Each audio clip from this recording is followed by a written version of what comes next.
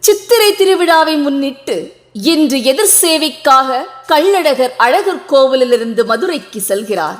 108 வைணவ திவ்ய தேசங்களில் அழகர் கோவிலும் ஒன்று.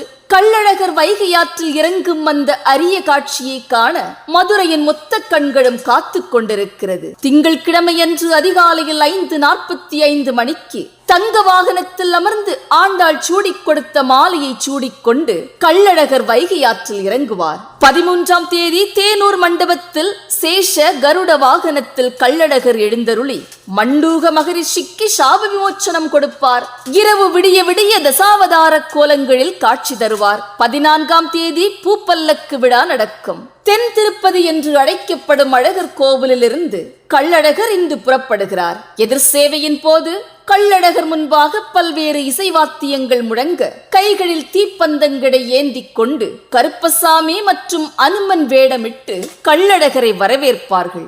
கோவிந்தா கோவிந்தா என்ற பக்தி கோஷத்துடன் தண்ணீர் பீச்சி கோலாகலமாக வரவேற்பார்கள். பெண்கள் கையில் சர்க்கரை தீபத்தை ஏந்திக் கொண்டு வரவேற்பது வழக்கம். சித்ரா பௌர்ணமி நாளில் வைகை ஆற்றில் இறங்குவதற்காக அழகர் மலையில் இருந்து புறப்படுகிறார் கள்ளழகர். விண்ணை பிளக்கும் மதர்வேட்டுகள் சத்தம் முழங்க மதுரை அவரை வரவேற்கும். காவல் தெய்வமான 18ஆம் படி கருப்பசாமியிடம் சென்று உத்தரவு பெற்றுவிட்டு கிளம்புகிறார் கள்ளழகர். அழகர் அணிந்த நகைகள் எண்ணப்பட்டு அந்த பட்டியலை 18ஆம் படி கருப்பசாமி முன்பு படித்து காட்டுவார்கள். கோவில் நகைகளை காவல் தெய்வமான கருப்பசாமியே பாதுகாத்து வருகிறார் என்பது பக்தர்களின் நம்பிக்கை. கள்ளர் கொண்டே கொண்டையில் குத்தீட்டி, கையில் வலைதடி, இடுப்பில் ஜமதாடு என விதவிதமான ஆயுதங்களை அணிந்து கொண்டு மதுரைக்கு புறப்படுகிறார் கள்ளழகர். மதுரை நகர பக்தர்கள் உறங்காமல் அழகரின் வருகைக்காக காத்து கொண்டிருக்கிறார்கள். பக்தர்களும் கள்ளழகர் போல் வேடமிட்டு கருப்பண்ணசாமி வேடமிட்டு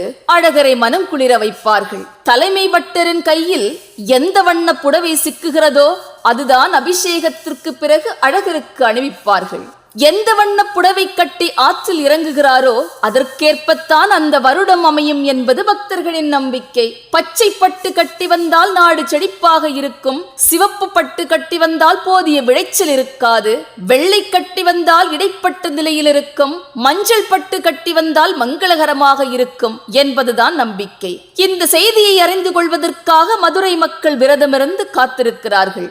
மதுரையில் கள்ளழகர் தங்கியிருக்கும் ஒரு வாரமும் வாராறு வாராறு கள்ளழகர் வாராறு என்ற பாடல்தான் 8 திக்கும் ஒலிக்கும். முடிந்தால் மதுரைக்கு சென்று கள்ளழகர் ஆற்றில் இறங்கும் வைபவத்தை பார்த்து அவரின் அருளாசி பெற்று வாருங்கள். நன்றி.